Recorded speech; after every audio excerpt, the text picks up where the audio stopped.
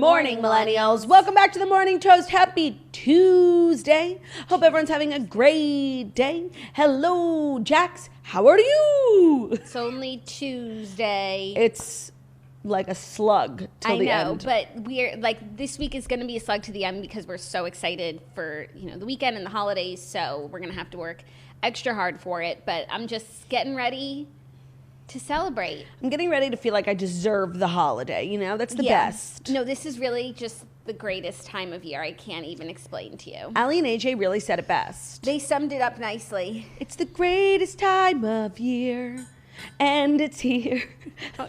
I'll get my triangle up. It's the greatest time of year, and it's here. Let me simply state it. Joy to the world and everyone. Lift up your hearts and fill with life. That song is so good, and I only recently rediscovered it thanks to your Jackie Ho Ho Ho playlist, which, I haven't listened to in a really long time, and it's really not what I thought it was. What'd you think it was? A blend of, classics mixed with classics done by new modern singers. There was some very weird things in there, but in a good way. Like what? There was this one song. You know what? I actually want to find it because Please do. It's like by a rock band. It's like a cover. I really hope you know what I'm talking about. If you say it, I'll probably know because that's an expertly curated playlist. For those who don't know, Jackie Ho Ho Ho on Spotify is my holiday playlist that I have been working on and contributing towards for probably 10 years now. Every year I add the songs that I'm listening to, and then so it's a really good amalgamation of all the best Christmas music. And one of the weirdest. One of the weirdest. I Dreamed a Dream by Susan Boyle. Beautiful fucking song. Beautiful song, gets me in the holiday spirit. Okay, I just need to find this one song, Jackie, because it really shook me. I haven't heard it probably. Where the fuck is Susan Boyle? Where the fuck is we Susan need to have Boyle? her on the toast. We do need to have her on the toast. All right, maybe I can't find it, but I will. You know what? I feel like if I look at it. Oh, Alone This Holiday by The Used. So fucking good. Sing it. How does it go? Baby, light a candle. Don't say a prayer for me. Yeah, really random, but good. So fucking good. I mean, that's for, my 7th and 8th graders on the bus listening to their iPods, and the Used came out with a holiday tune for them to listen to around that time of year. And honestly, the song is so, so good. If I hadn't been listening to Jackie Ho Ho Ho while reading a book 2 days ago, and I heard that song, I probably never would have heard that song ever again in my life. And that's just crazy to think about, we're living in a simulation. They wanted me to hear that song. Yeah, no, it's the power of Jackie Ho Ho Ho. Also, I finally indulged in the new Kelly Clarkson Christmas album. I hadn't had the time or space, but I was writing all of my holiday cards on Sunday. Bruno was Santa's helper. I'm sure you guys saw my Instagram. He was elfing around. And I put on the album, and it's just chef's kiss. The problem is, though, that her original Christmas album is so fucking fantastic, bop after bop, classics and songs that she wrote. And songs that she wrote, by the way, that are turning into classics. Right. So it's you don't want to listen to the new album because then you're not listening to those songs. So I did find a playlist that was every Kelly Clarkson Christmas song ever, including remixes, and it's flames. What do you think is the best Kelly Clarkson original Christmas song? Underneath the tree, you're here where you should be. Snow is falling and the carolers sing. Just wasn't the same. It fucking pops off so hard. It's going so hard on TikTok right now. And they're actually this guy who does a lot of music content who I actually really enjoy. I'm just always learning interesting things. It's modern Christmas songs that will eventually end up being classics. He just started the series, and the first one was that song by Kelly Clarkson. Because the fact that it hasn't been around forever is shocking. It's really just an instant classic. No, it's so good. But she has so many great songs on that album, Wrapped in Red, and that's the name of the album, actually, but it's also a song. And she's just the queen of Christmas. Sorry, Mariah. I know that Mariah Carey is technically the queen of Christmas because the one song really trumps all the others. But there's a lot of really good Mariah Carey Christmas covers on your playlist. She does amazing covers of classics too. Auld Lang Syne. That's probably one of her best songs, honestly. Yeah, no, she really gets you in the mood for a New Year's turn up. And it's a fucking banger. Yeah. But wait, I had something else I wanted to tell you about music. Just give me 1 second. Okay. Anyways, head over to Spotify for the playlist. I need to update it for the new songs this year. I haven't had a chance to listen to Carrie Underwood's new album, but I will get to it. I remembered what I was gonna say. Oh my god. It was about Kelly. Do you feel like Kelly Clarkson is having this moment right now? Kelly Clarkson's been having a moment. Yeah, but like we've been knowing, the world. No, like we've known since like 2001. Kelly Clarkson is having a moment, but the world has been knowing for, I would say, a year now. Like, it's been a lot of different things. I think it's really amped up because I think with like the Kelly Clarkson show, yes, like the world knew, but those were like already the Kelly fans. I'm talking about like the Gen Zers who's like, who's Kelly Clarkson? I'm telling you, like Kelly being on The Voice and becoming friends with Ariana Grande. I'm on TikTok. She's been on The Voice for a while though. With Ari. This new Ari moment is a moment within a moment. But it's like everybody. I do feel like for the last year, 6 months to a year, Kelly's been having like her shine. Okay, but can I tell you, like Gen Z is now coming on to Kelly, and this is how I know. It's partly in thanks to Ariana. You know, she does karaoke on the Kelly Clarkson show like every day. Yeah, well, so she does a cover of a popular song every day since her show has been on the air. She's the queen of covers. I don't know if you guys know that. If you ever go to one of her concerts, she performs a cover at every single concert. But recently, all of her karaoke covers from the Kelly Clarkson show have been coming up on my TikTok because she did Billie Eilish, I Don't Relate to You, whatever, that's Happier Than Ever. Yeah. And the kids were fucking quaking on TikTok, Jackie. They were like shook. They said it was some people said it was better than Billie. Like, that's what people say. And now with the 7 Rings cover she just did, she is like reaching an entirely new audience. And I'm telling you, like, this is only the beginning of the moment for Kelly. Kelly, like, you go, girl. I'm so happy for her. I'm happy honestly for the kids that they're getting this level of talent injected into their everyday life. And I'm happy for you, honestly. It's nice to see your hard work pay off. You know why I'm happy for me? It's that in all of these 20 years of Kelly stanhood, like, I have never felt disappointed by her. And you never wavered once. No, not even about me. Like, just about her. Like, I can't recall a moment where I was ever, like, unsure or, like, just felt that I waned in my Kelly stanhood. Yeah, she's been like a stable force in your life. She really is like a stable role model. Also, she's definitely a role model. I do want to say though, we haven't gotten new music from her that wasn't Christmas music in like 6 years. The last album was Meaning of Life, and it was really good because she does. Is that the Piece by Piece one? No, that was before that. But Meaning of Life was good, but it wasn't like my favorite ever. What's the album called before that? With Piece by Piece and all those jams. Dance With Me. What's that album called? I'll find it. And like Heartbreak Song. That's the best. That's album. I think is one of the best pop albums like ever. Of all time. I agree. And like no one fucking cared because Kelly was like ignored by a lot of people for a long time. Mm-hmm. Yeah. Anyways, I look forward to some, exciting new secular music from her. Piece by Piece is what the album's called. Okay, that makes sense. So, but yeah, her entire discography page on Spotify like is Christmas music. I'm just gonna put that out there for 2022. That's what I'm gonna manifest: a secular album from Kelly. Yeah, I feel like I put Piece by Piece in the category that I put like Native by One Republic, just like underappreciated best pop album of all time. Yeah, do you agree? Yeah. Why are you smiling? No, nothing. It's like. Are you going to say that's one of the things I always bring up? It's becoming. Okay, you know what? I'm proud of that. Like, sorry, I have immaculate taste in boy bands. I have no regrets. Man bands. No regrets. I said what I said. It's man band. They'll always be a boy band to me. One Republic is a man band. No, One Republic is just a band. It's just a man and a band. Yeah, it's a man and some unidentifiable men. Speaking of, bring back Songland.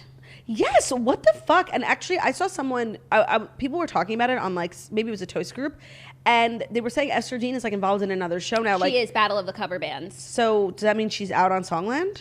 I don't think so, because I'm sure she's just doing this in the in-between, because I've not watched Battle of the Cover Bands, but I can imagine it's nothing of the sort. And it's nothing compared to Songland. No, like, yeah, exactly. It's literally the antithesis, like, of we're covering songs as opposed to writing them. We can't have anything good. No.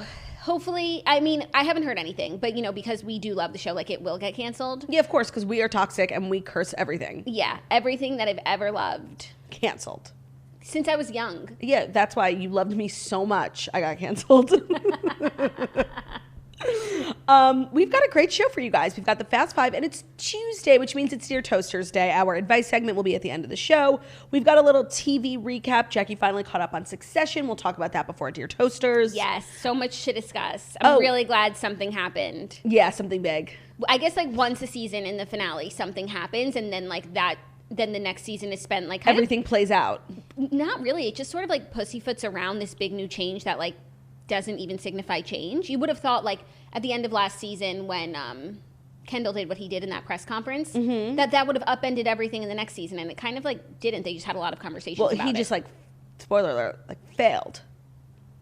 Yeah, but like it just sort of petered out. Yes, towards the end of the season, it's like, are you still against your family? I can't tell. Yeah, he lost steam. Anyways, we'll recap it, and that's really exciting. And I finished my horrible book. Still horrible. How many stars? Tell the people how many stars you gave it. 1 single star. What was it called? Drag it. Okay, here's the thing. I hate dragging a book because someone spent time and energy. That's so writing true. this. They put their heart into it. They put their foot into it.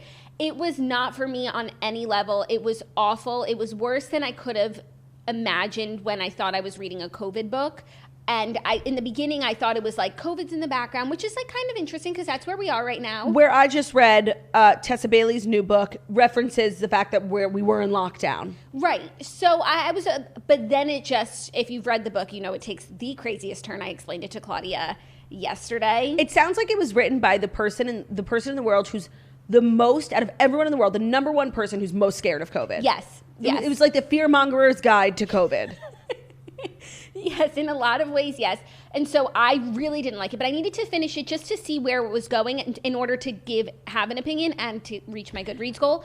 And so it's a 1 for me. But then I was like reading all these reviews on Goodreads, and like people really loved it. Great. Loved. Like they said it was the best book they read this year, which is so funny. And you know what's actually also really funny? So there's a thread in the Redheads right now, the Facebook group.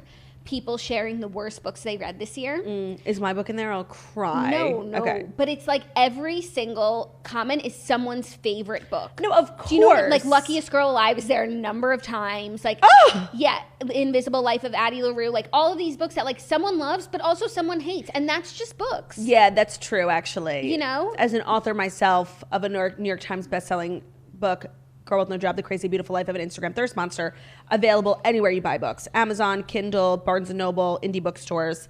No, I know that like my book either like you're going to love or you're going to hate, and it's very personal. It's so personal. I would say some would say books are more personal than comedy and food. Yeah. And, you know, I'm not in the right business for someone whose desire is to be 100% validated because I'm in the books business and the comedy business. Yes.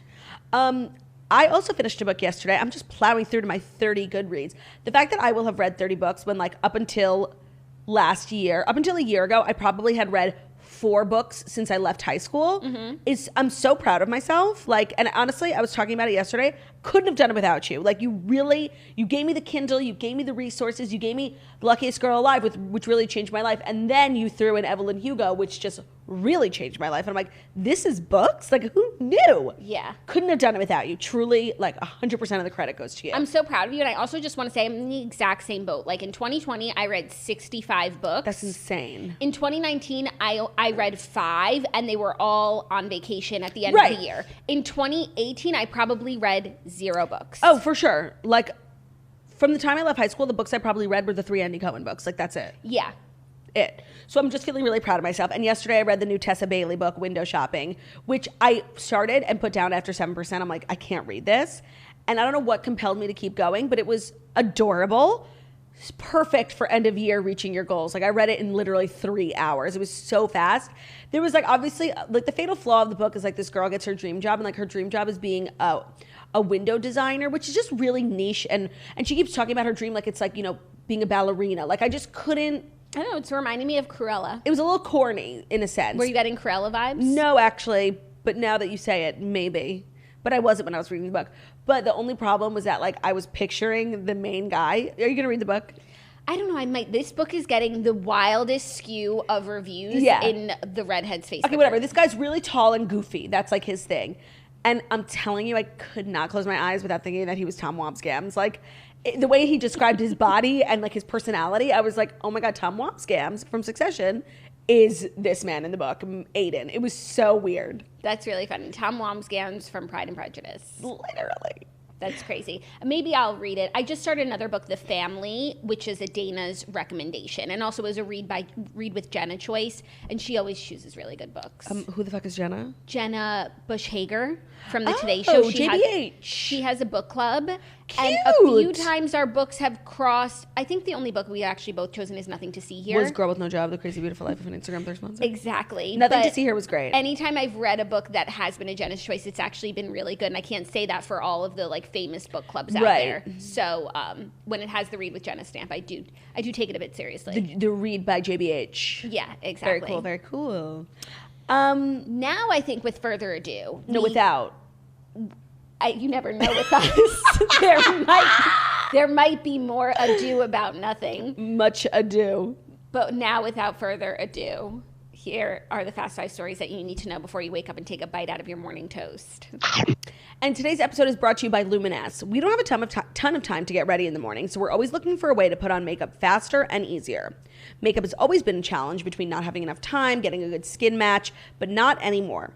You got to check out Luminous and their new Breeze cordless airbrush system. It's a completely touchless way to put on foundation fast and easy, no sponges, brushes, or fingers.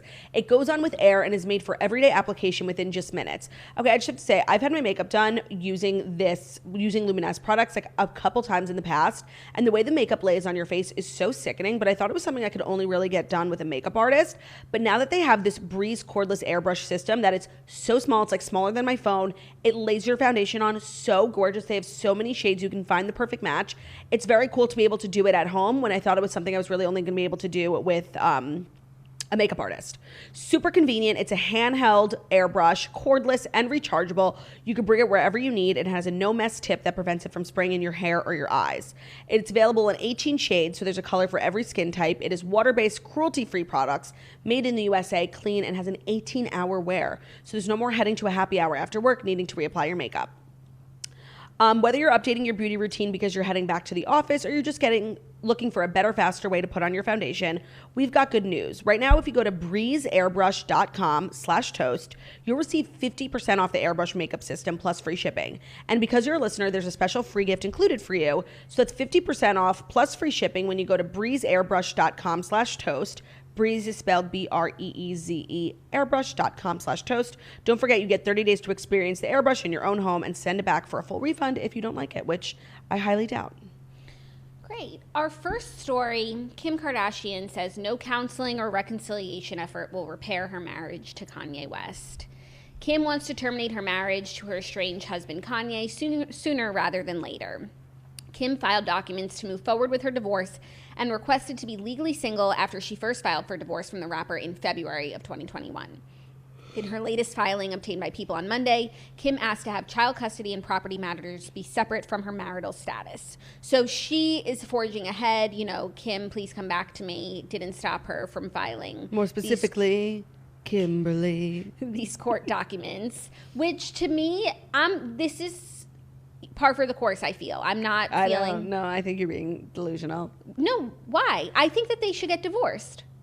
And then officially get back together? I don't know. I don't know if they need to get remarried ever, but I think they'll find their way back to each other. I think that for Kim, to be married, in legally and also be doing her own thing, I don't think that's what she wants. I think she wants a fresh start. I think she should have that. I just do think that this start will lead to an end that might involve Kanye. But I think that they should continue with their divorce proceedings. Oh, okay. I didn't really see it that way, but I definitely see what you're saying. Yeah. I saw this as it's more like... so Elizabeth Taylor, and she loves her.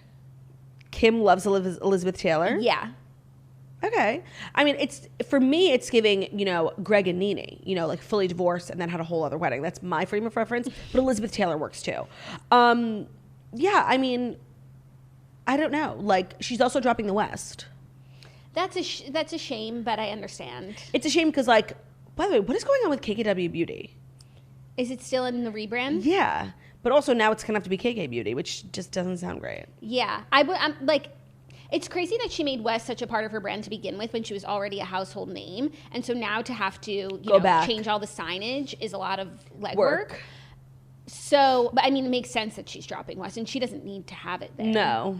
But the businesses will be affected. Yeah, but so maybe this KKW rebrand coming with her divorce filing will get a new name. Just maybe Kim Kardashian Beauty. I think that sounds better than KK Beauty. Yeah.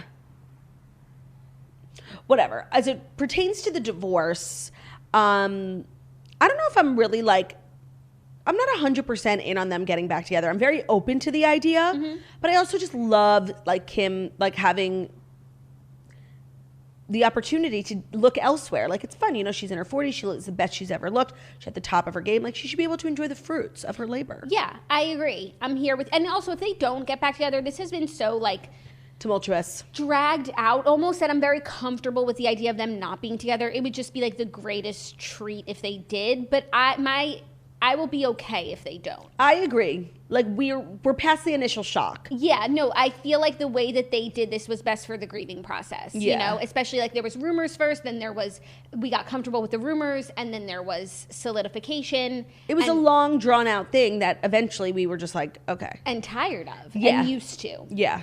Even like these news stories, like I'm just kind of over it. Like let them live. Yeah, I'm here for them getting divorced. I'm also here for Kanye's, big romantic gestures, and I'm also here for Kim and Pete. I'm here for all of it. I'm here for all of it. Like I'm here for it, and I'm just here for the happiness of everyone. I don't know. Kim just passed the baby bar. Like she's so much coming up down the pipeline. She needs to focus, 100%. She might be joining a new law firm. Could be other lawyers in the mix. One of them catches her eye over a late night briefing. The McKenzie file is sitting between them. It's so like Legally Blonde. Steam is coming off the files. Yeah, maybe he's like a first year associate named Emmett, and they have to drive to a remote location to talk to a witness. Mm-hmm. And then Kim gets the alibi from her sorority sister, but she can't say it because she swore to secrecy. And Professor Callahan says, screw sisterhood. And that's wrong. Just an idea. Anything's possible now. When you believe. That's what you need to add to your Christmas playlist. My cold, icy heart, as it pertains to pentatonics, was slowly melted when I heard the Pentatonics cover of You Will When You Believe by Mariah Carey and Whitney Houston. It is probably one of the most beautiful arrangements of a song. With Maren Morris, and it's on my playlist. Oh, it is? Okay. I would listen to the playlist almost in full yesterday, and it didn't come on, so. Blame Spotify. Must be a me thing. I blame myself. I'll just go. Yeah. I'll just go. Because you're not going to call me out like that. No. I didn't really, I wouldn't say call out. I wouldn't. I think that you did. No, I would phrase it like that. Try to embarrass the playlist. I don't think I would tried to poke holes in something I've worked so hard I don't think I would phrase it like that. I just think that I was being constructive. Right. Thank you. Because I just want you to be the best version of yourself while curating your playlist, Thank you so much. It's a pleasure. Our next story, Travis Scott is out of Coachella 2022 lineup following the Astroworld tragedy. I think that's for the best. Travis Scott has been effectively removed from the lineup of performances from the 2022 Coachella Valley Music and Arts Festival, Variety has learned. The development follows a report in Palm Springs, which reported that the rapper was dropped from the bill following the tragedy, which occurred at his own Astroworld Festival in November. Was he a headliner? He was one of the headliners, and sources say the festival informed his agent of its intent to pull Travis from the bill, which he was to headline, and that it would pay a kill fee for the cancellation, typically 25%. An insider adds that his agent had been steadfast in trying to keep the slot, which would have marked Travis's return to the stage after Astroworld. I had heard that they offered to do it for free. Travis offered to do it for free, and they still said no. Well, to be honest, I'm not going. That's just something I heard. I'm not going to Coachella, but if I was purchasing a ticket and I saw Travis, I would definitely think twice about it. I have to imagine people aren't comfortable. It's not been long at all. I don't think I would feel comfortable at a Travis Scott concert for a while. I would agree. That was my same thought because, I'm sure saying eventually he will perform again, and if people want to buy a ticket to his concert and be in that choice. Environment, then that's fine. But Coachella being like a festival of so many different artists and people, and it's just I think it would also just I'm sure they want nothing to do with that this, tragedy. Yeah, and I think that event really cast a light on maybe some security issues at other festivals, and I'm sure now moving forward, other festivals are going to have way more precautions in terms of guardrails and just a million things. I think it was a terrible thing that nobody else wants to experience at their festivals. So I can't imagine any festival even remotely wanting to be associated with this man. Right, especially to be the first one back. Right. Okay, in 10 years maybe, but yeah, but not I'm sure they just want their festival to go off. They've already been through so much with all the postponements and cancellations, and I think this is the right decision. Who's going to fill in? I don't know. We shall see. Excuse me. What would be great, but maybe a little early for her? Olivia Rodrigo. Because when this lineup was announced, she wasn't really at the place that she's at now. Her entire tour sold out. She played Austin City Limits. She played Rolling Loud. I think that would be Did she headline those? No, it was during the daytime. But still, I think the Coachella crowd. Like, the thing with Olivia Rodrigo is, like, she's so new, but she's so much more famous than people who have been around for 10 years. Like, I think she actually, like, could headline. I know that's crazy. I think she, like, it would be really crazy. Yeah, no, it would be. But, like, Billie Eilish, well, first, remember when we went, Billie Eilish was At a different stage. She was super like, new. In, like, the third row. Yeah. And now she's, like, headliner status. Oh, yeah. But I think it might be, like, still a little That's too true. early. Billie Eilish is a good comparison. Yeah. Our next story, little justice news. Larry Nassar survivors to receive an additional $380 million settlement after years-long lawsuit battle. Fabulous. From who? USA Gymnastics? USA Gymnastics and the U.S. Olympic and Paralympic Committee have agreed to a settlement with the survivors of sexual assault of Larry Nassar, who filed lawsuits against the former osteopath. It's really not enough money. No.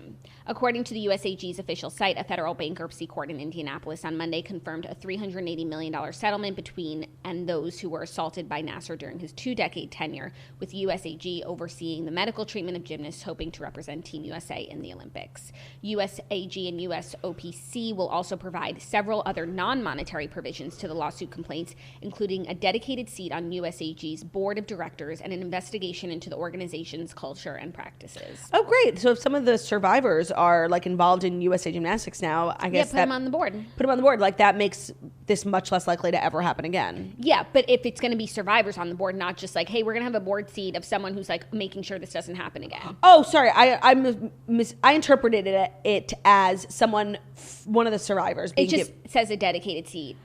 You know, it could be someone who's, like, some asshole. Yeah. Yeah. Okay, well, it's a start. Love the $380 million for the girls. I just literally loathe this man with every fiber of my being. Mm-hmm. And I hope he's having a miserable life in front of him. Yes, I agree. In prison. We do love to see a little justice. We do love to see a little justice. And those girls are so brave. Like, after all they've been through, they're just heroes. They're role models. They really are. They really, really are. Before you continue, do you mind if I just say a little something? Please do. Do. Ditto.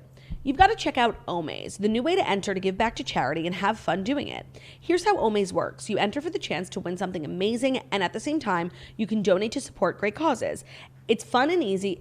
It's a fun and easy way for nonprofits to raise money and for you to win big prizes, like a multi-million-dollar house in Miami.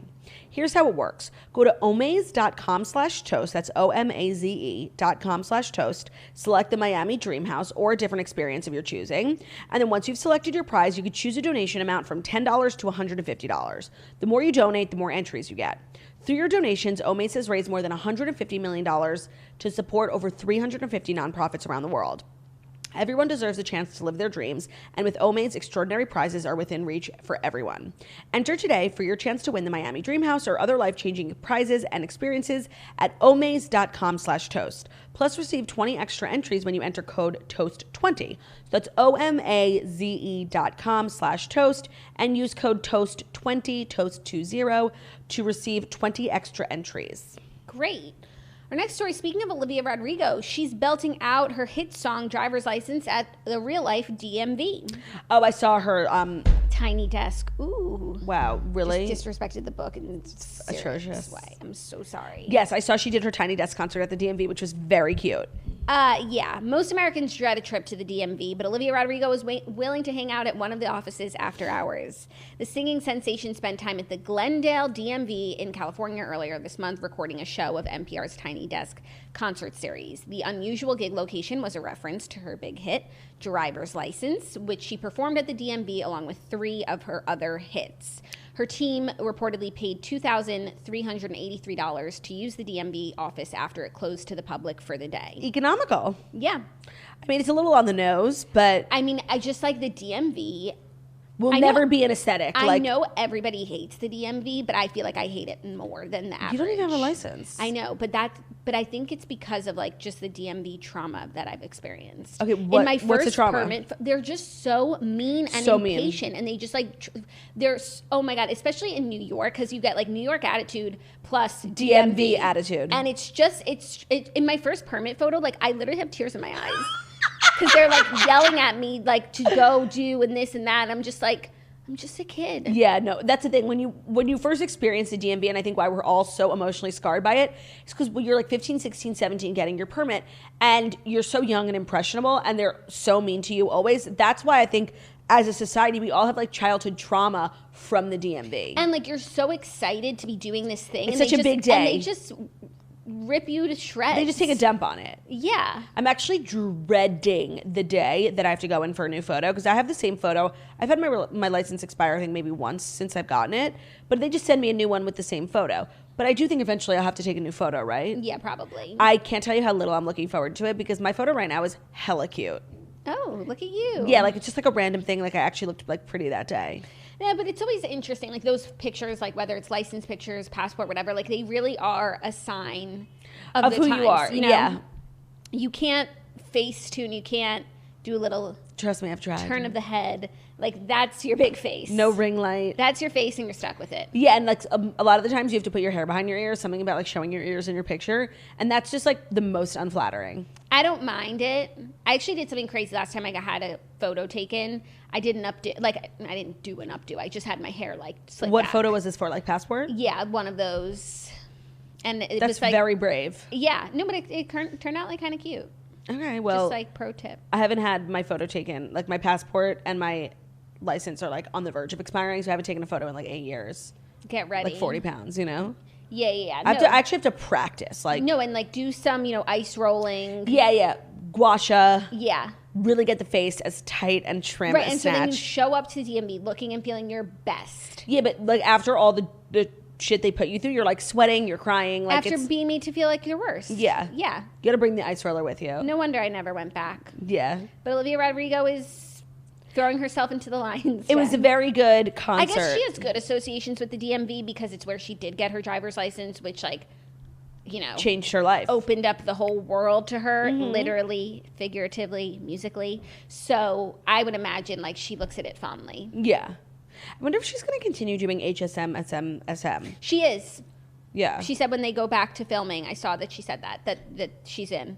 I have to imagine she's like, feels like brought down by it a little bit. Like she's just on this trajectory and this thing that, yes, of course, did contribute to her. But like she's outgrown it a little She bit. definitely has. Well, I mean, perhaps she has, but I think she has all these new fans now who are going to want to watch her on it. And I think she's going to make it an even bigger show. And now she has like this acting thing going on where she also gets to sing. And this music that they write for her or that she writes is very good. really good. And I think it just adds to her portfolio. Yeah, but I do think like a lot of her new fans, like some of the older ones, like we can't watch it. Like I watched the first season and it was like super cute, especially given like the whole story with Joshua. The second season, like it's really for children. Like it's like embarrassing to watch it. Because I was going to say I liked the first season. So did I. But I just realized I never watched the second season. It was like I felt embarrassed like to be watching it. Like Ben came in, he's like, "What are you watching?" I'm like, "I can't tell you." Damn. It's for kids. Okay, but maybe the third season, like now they know they have this new audience. Right. I think that they could if they step made it up. more of like a little bit of a mature show, like a Degrassi, I think it could be good. I think that they could and probably will do, but I think they realize there's an opportunity here, and it's also Disney Plus. Like they have the Right, it's not on Disney Channel. Like they can get a little, they could throw in a fuck, you know? Yeah, no, but also they can hire the right people to make sure that it's like a good show. Is this a Kenny Ortega production, High School Musical, the musical, the I series? don't think so. It doesn't have the Kenny Ortega stamp on it. No, it doesn't have the Kenny Ortega touch. Like there's not a jazz square in sight. No, and that's how you know. That's how you know. Are you ready for our fifth and final story? It's the final story. It's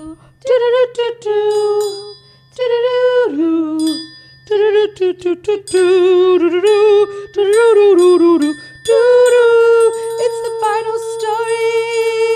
I can't think of anything to say. And that's a magic number. Okay, what is it? Hit me with it. I'm going to hit you with it. It's a little clarity around some of our conversation from yesterday about the Peloton commercial. Oh, I have one thing I want to say. Okay. Before we dive in. Before we dive in. Something totally unrelated. I have to issue a correction yesterday. When I was talking about the sex lives of college girls, I said Renee Rapp was a lesbian because that's what I saw on TikTok. She's not. She has a boyfriend. So sorry. I did not mean to like identify anyone. Got it. Completely unrelated. No, but Just you reminded me of yesterday. Yesterday's tings. Well, we were also talking about when did this Peloton commercial come together? Why is Ryan Reynolds always like doing Peloton stuff? Here's the thing. First of all, it did come together in the last 48 hours post premiere of Just Like That. I just want to say, like, yes, that's what everyone who's involved in the commercial, like Peloton social media, Ryan Reynolds, all the actors, that's what people are saying. I did have someone in my DMs who works like high up at a production company say that like these contracts were going out to like Chris Noth and stuff in June. That's all I want to say. I saw that you got a DM. I sent it to you. You sent it to me. And then I also got a DM from that person who's really adamant that this was happening back during the summer. So I just want to say. I also got a DM from someone who works at Peloton who said this happened in the last 48 hours. Okay. So, and the public line is that it did happen in the last 48 hours. Ryan Reynolds' production company, Maximum Effort, was the driving force behind the commercial. Which is why he did the voiceover. Now, I don't know if this has anything to do with his parody of the Christmas commercial from a few years ago, or if that's just totally unrelated, a coincidence. But it does feel like he's always, injecting himself in the middle of Peloton tings. So Pelotings. 48 hours, good for them. If true. Well, what I said yesterday is like it wasn't a very highly produced commercial. Like it was one scene. It wasn't like a story. Like there was literally just one camera, two people, a couch, one set. It could have been sliced together and edited in 48 hours. I do think that's still possible. I stand by what I said yesterday. Yes, but it's not that so much because that's a day's worth of work. But it's the getting, like, first of all, it's the... How much are we paying Chris Noth? Negotiating. It's seeing the episode, like realizing that, oh my gosh, okay, we have like a bit of a PR opportunity on our hands. It's coming up with the idea, which, in these corporate bureaucracies take forever to get off the ground. Yep. Then we have to talk to Chris Noth's agent. Mm-hmm. They probably have to get like Sex in the City or approval. HBO Max, like, because they did reference it a little bit. And so it's the back end of that is surprising that got done. Yeah. I'm hella skeptical.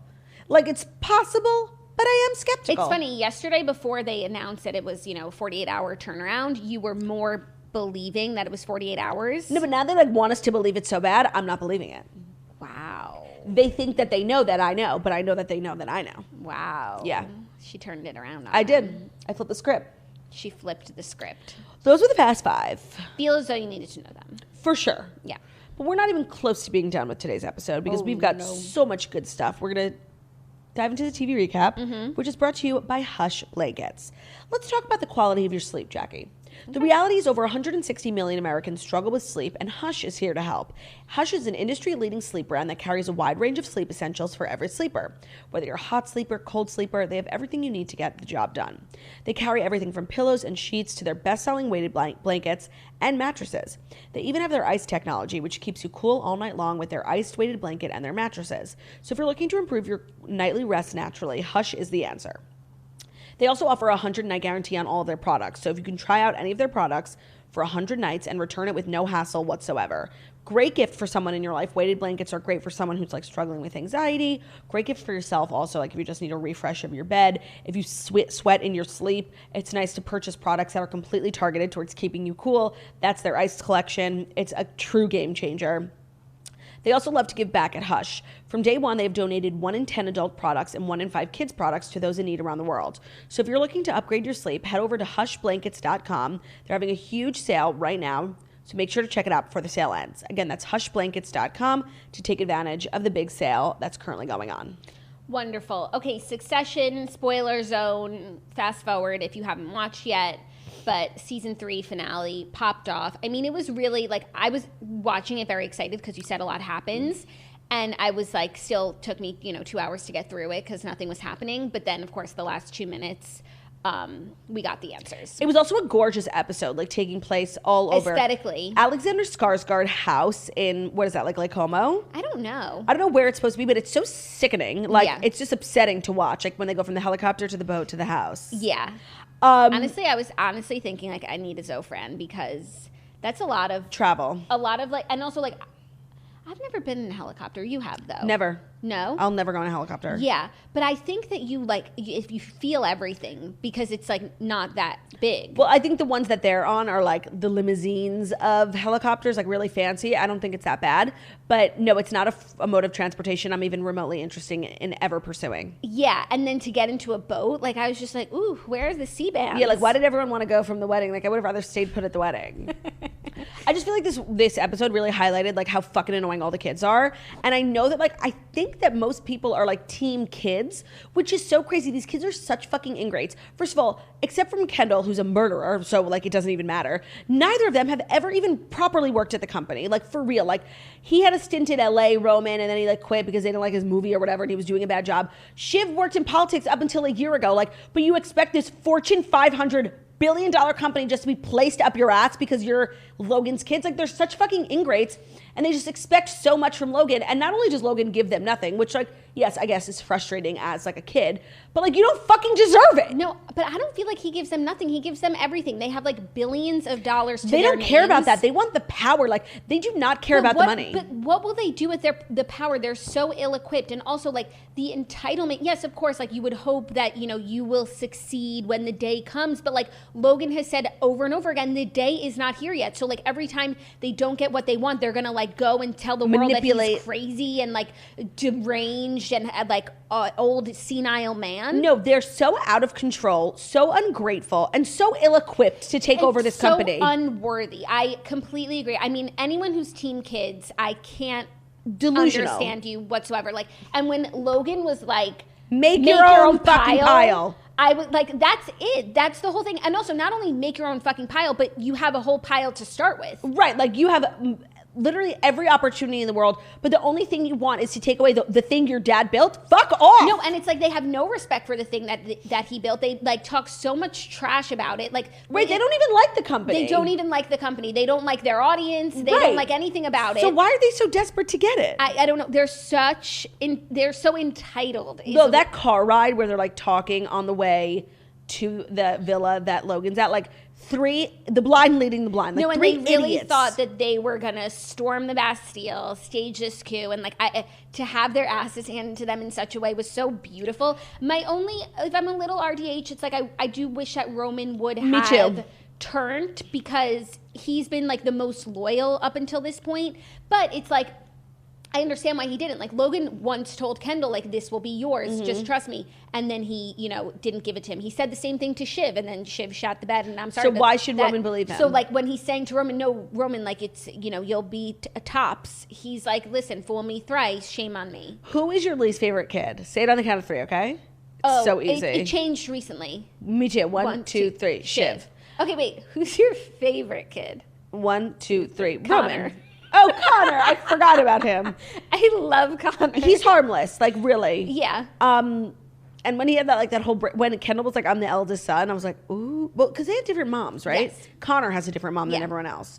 Got it. So that I felt like he had earned his right for a little bit of a breakdown, but like it's funny how nobody cared. Like I know, but he did earn his right. They're so fucking mean to him. They're so mean to him, and he's the only one who's like grateful. Like my dad gave me everything in the world. I'm gonna buy a ranch, marry this girl, like pretend to run for president. Like he's the only one who's without his hand so far up Logan's ass. Yeah. Yeah, you're right. There's value in Connor. No, and it's like he asks for big favors, he doesn't get them, and then he doesn't go turn around and burn down the whole thing. Right. He doesn't like betray his whole family. He just goes back to his $1 million ranch. He comes up with a new plan. Totally. No, but he's a bit of like a fool. Like he's really Job. Yes. From Arrested Development, but he's just the only one with any sense of like love and loyalty. Love, exactly. Which is just so crazy. And then let's talk about the Tom of it all. Tom has been my least favorite character for 2 seasons and 8 episodes. Yeah. When Shiv was like, who the fuck told him we were coming? I wasn't expecting us to find out. I just figured there's like, you know, snakes everywhere. Of course. And then it didn't even hit me at first. He put his arm on Tom, and then Shiv's face is like, it was just really brilliantly done. And I loved every second of it. First of all, Shiv does not deserve Tom.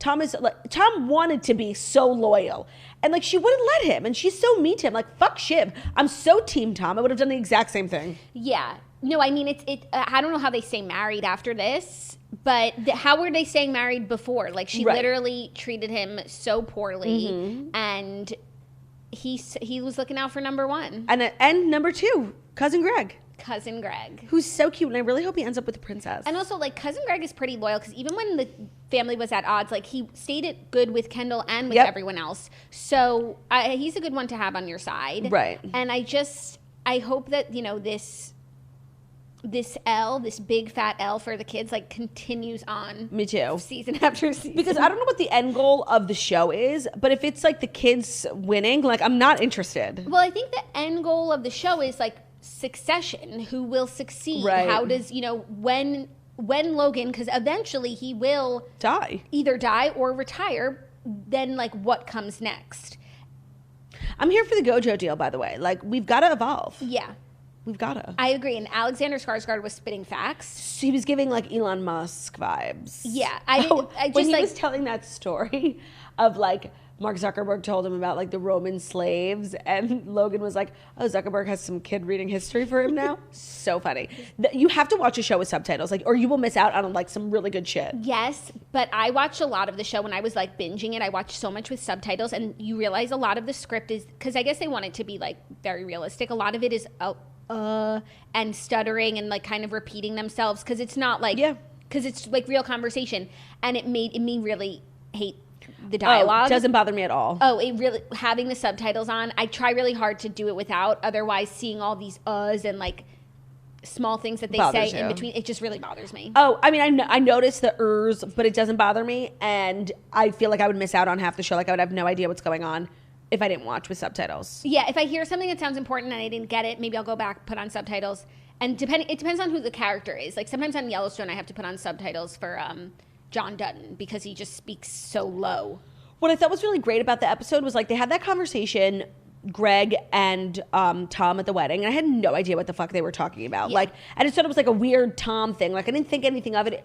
And then when he ended up being the one who, like, ratted, it was just really like a full circle. I'm like, oh, that's why he had the conversation with Greg. It was just really kind of excellently done. Yeah, it was. I feel so justified. I've been Team Logan the whole time.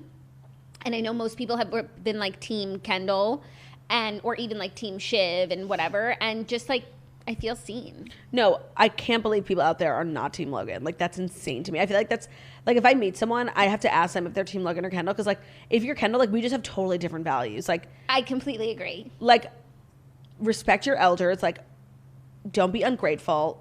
Don't be entitled. Like, I just can't. Yeah, no, be grateful for what you have and, like, stop trying to kill your father, put him in an early grave so that you can take over with your mediocre ideas. No, and so I think a lot of people take Team Kendall because they think he's, like, this, like, progressive, like, hero, and he's going to, like, change the politics of ATN, when it's, like, he's a bigger fraud than the rest of them. He stands for nothing. Nothing, yeah. Not a thing. Right. Fuck the patriarchy. Like such a loser. Such a loser. Such a loser. When he was like, yeah, we've got Vanity Fair, like, doing this big interview, and Combry's like, it's mostly us reaching out to them. Like, you know, it got really sad for Kendall really and I didn't quickly. realize at the end of last episode when he was in the pool that he was attempting to kill himself. Well, when I saw that, I was like, did he just I didn't think anything himself? of it. I thought it was just like an artistic thing. No, I saw that and I was like, is Kendall dead? And then the previews for next week had Kendall in them. So I was like, oh, okay, right. So he just took a nap? Right. No, but I guess it was in between the two. Yeah. So yeah, really good. I'm surprised there's not one more episode. I just find that extremely confusing. But I guess we'll just have to wait and see. Yeah, but you know what? If we never got another episode, I would be completely fine with it because I'm sure in the next season, like, you know, Logan will have to take some L's and they'll tussle back and forth. And I don't want to see that. Like, this is the ending. If the show ended like this, beautiful. I actually couldn't agree more. Okay, any other TV you watch that you want to recap? I started this show called 20-somethings Austin, which is like a new reality show on Netflix, and I have to say it's so atrocious. Like, it sounds good. No, it sounds good, and I was watching it and I was like, this kind of sucks, and I posted on my Instagram and everyone was like, literally there's not 1 ounce of drama, like nothing happens.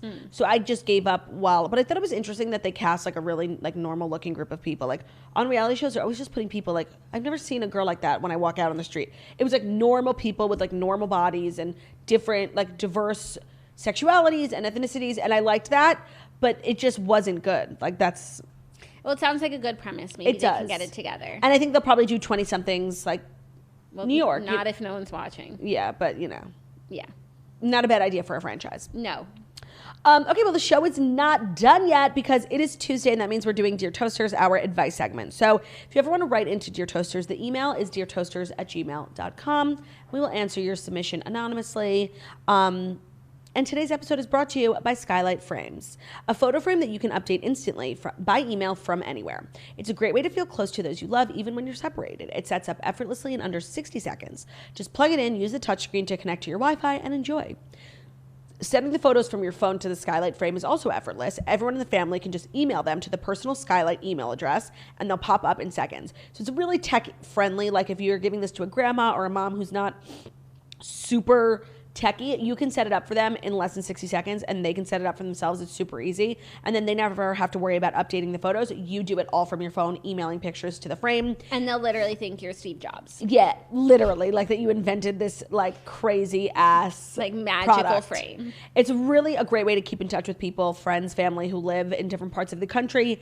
So it's a 10-inch screen. It's really gorgeous, and you can swipe through using your finger, and you could also tap it to say thank you to the person who sent it. So it's just really cute, great way to stay in touch, great gift for the holidays, and they have a 100% satisfaction guarantee, so if you don't love your Skylight, they'll offer you a full refund.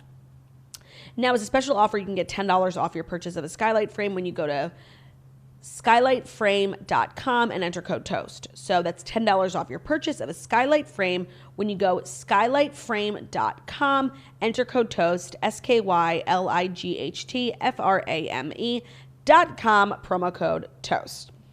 Okay, Yay. You ready for Dear Toasters? I'm ready. Good morning, Jackie and Claudia.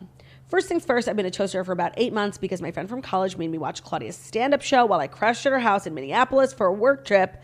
TMT has reinvigorated our friendship in the best way possible. We're in different life stages right now, and between life and the geographical distance, we didn't chat that often. But now we talk and joke daily about the toast, and it feels like we're in college again. Oh. That's very sweet.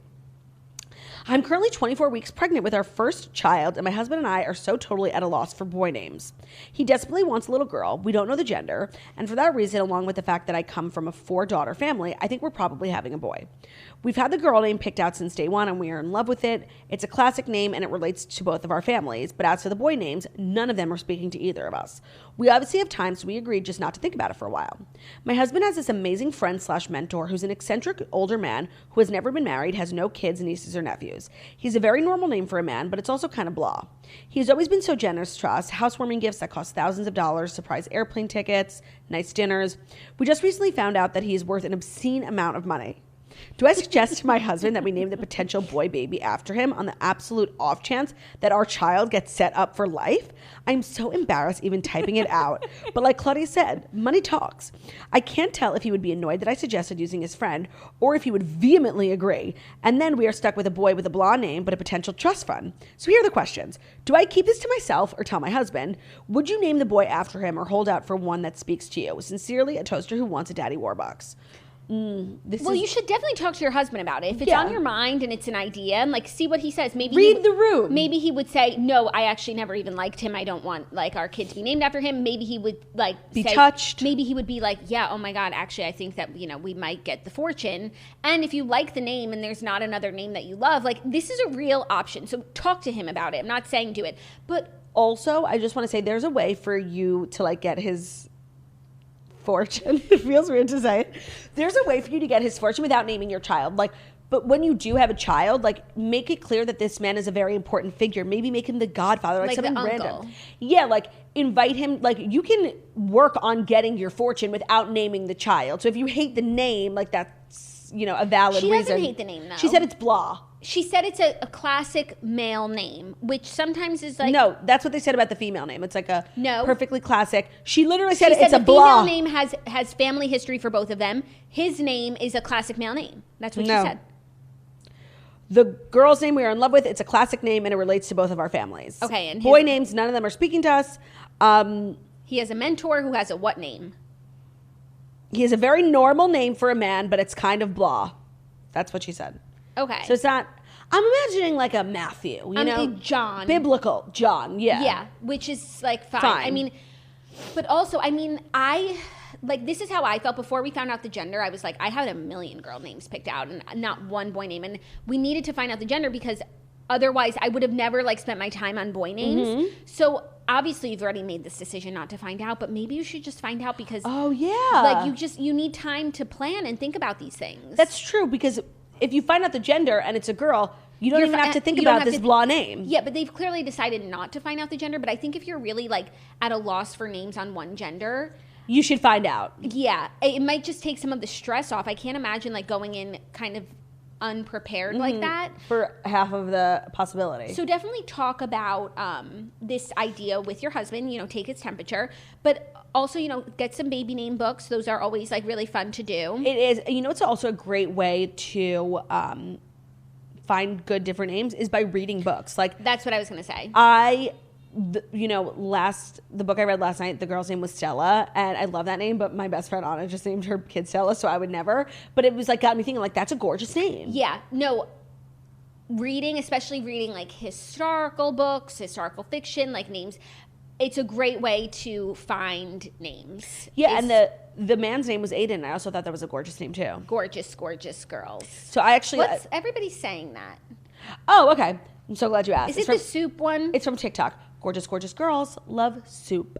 Soup girls are the most popular girls in the chicken coop. Is it those girls with the soup that you once sent me? Yes. And then everyone. And that sound went viral, and then now people are making their own sounds. Like, I made one. Gorgeous, gorgeous girls love rice.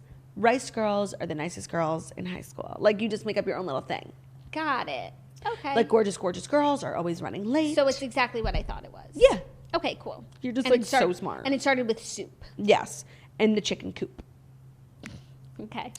So yes, I think we've given actually good advice. Talk to your husband, maybe find out the gender, really invest in good books. Those are 3 really good options in my opinion. Mm-hmm.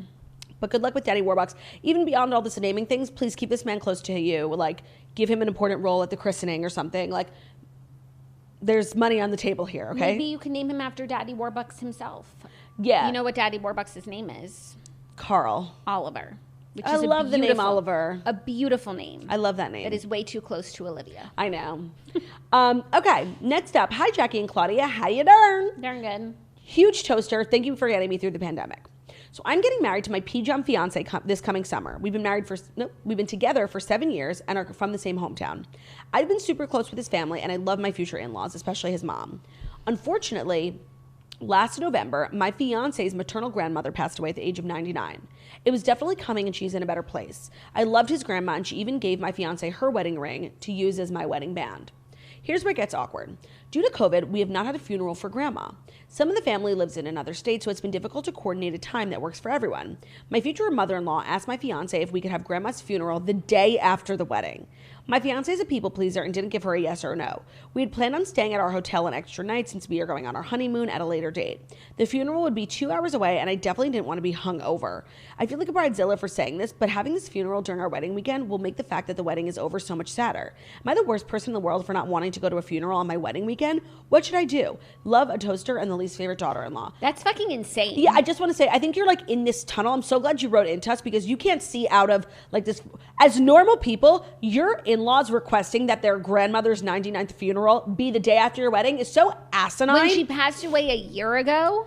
Find another day. Fuck off. You have to stand firm. That will ruin your wedding vibe. It's not like the funeral is next door, so it's like everyone's in town, so let's just go over next door and then we'll bury Gran. But it's like 2 hours away, so we all have to travel anyway. I think that's so crazy. Also, Gran should be laid to rest before your wedding. Yep. That, you know, it's like the bad news and then the good news. You could literally have a funeral any day of the week. It doesn't matter. Like, you don't have to, it doesn't have to be like a wedding is like a Saturday night, a Friday night. A funeral, you can have it on a Tuesday morning. Like, yeah. There's literally no reason that it needs to be the day after your wedding. This is hella disrespectful. Like, stand your ground. So crazy. It's like a 2-for-1 wedding funeral special. It's atrocious. And it's disrespectful to Gran too. And put your foot down. Tell your husband it's bonkers. Yeah. And say absolutely. Like, do not move. You're immovable on this issue. No. Have the funeral next month. Have the funeral literally any time. No, but like have the funeral like ASAP. What are we waiting for?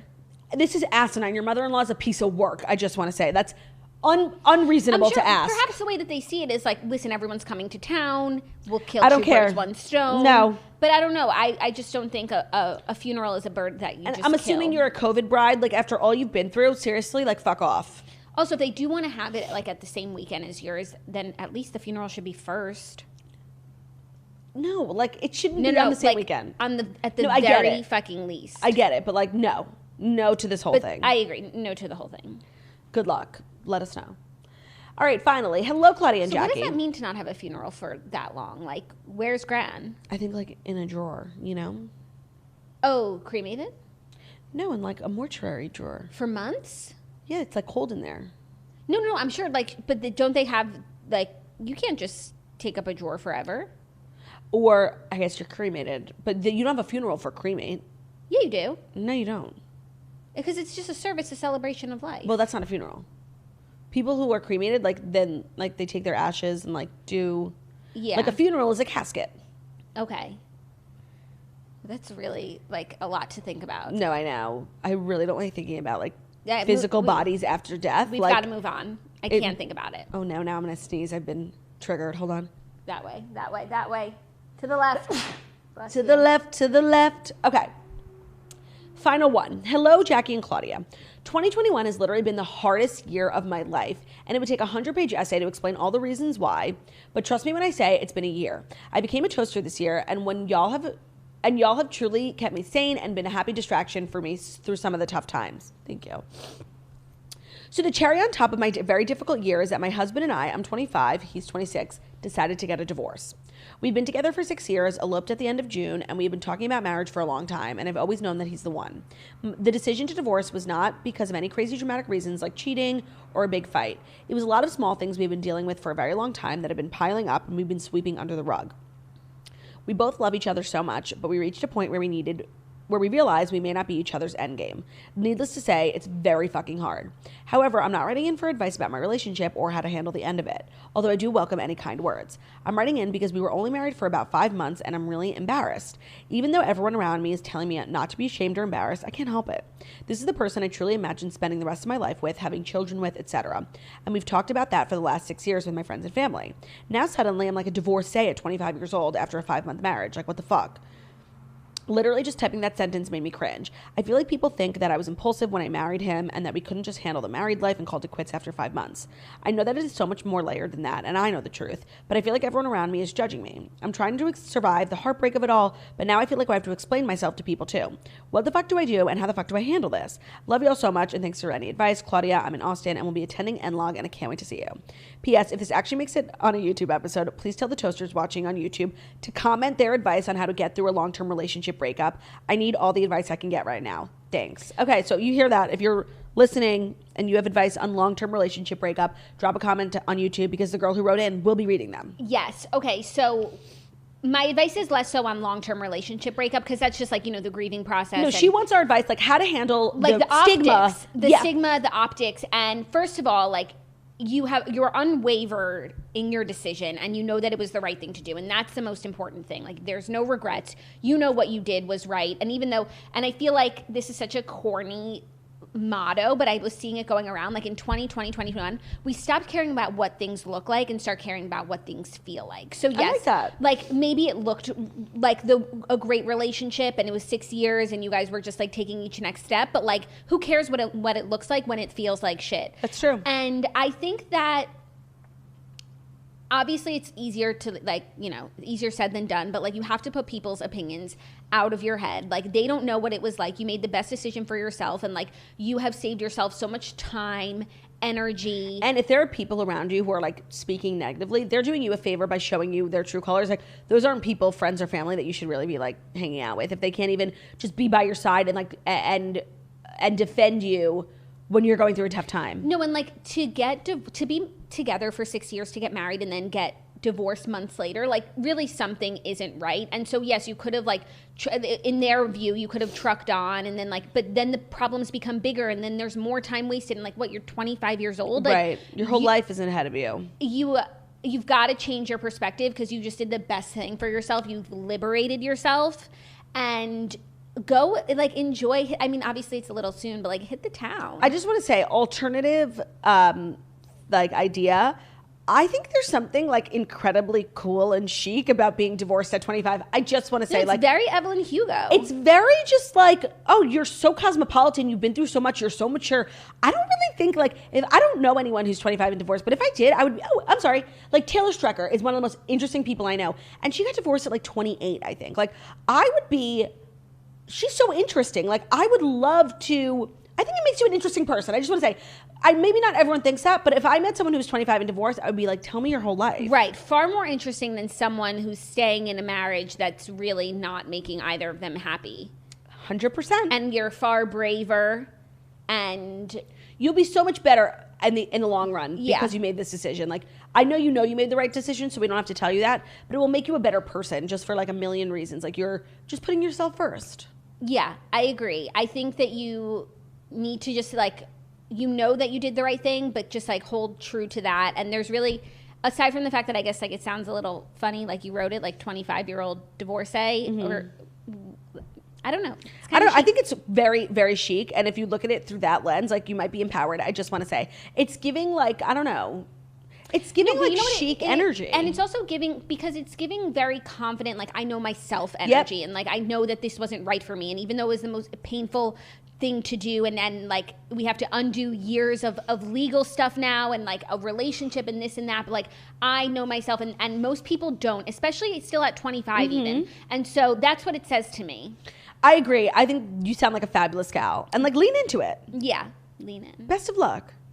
Again, if any of you guys have written into us in the last couple weeks and we have read it on air, please, we're desperate for updates. Like, what happened? Write us an email, deartoasters@gmail.com. Or if you're just someone in need of advice, again, deartoasters@gmail.com. That's our show. Thank you guys so much for listening to The Morning Toast, the Millennial Morning Show, where we deliver the fast 5 stories that you need to know every Monday through Friday on YouTube. So if you're watching this on YouTube, please feel free to subscribe and give this video a thumbs up. We're also available as a podcast anywhere podcasts can be found. So that's Spotify, iTunes, Stitcher, Public Radio, iHeartRadio, CastBox, all the places. So wherever you listen to podcasts, find us, The Morning Toast, and leave a 5-star review about how beautiful, stunning, and smart we are. And if you made it to the end of this episode, why don't you go drop an emoji on our most recent Instagram of some money in honor of Daddy Warbucks. Hopefully that girl gets every coin coming to her. Yes. Have an amazing day, you guys. We'll see you tomorrow. Bye.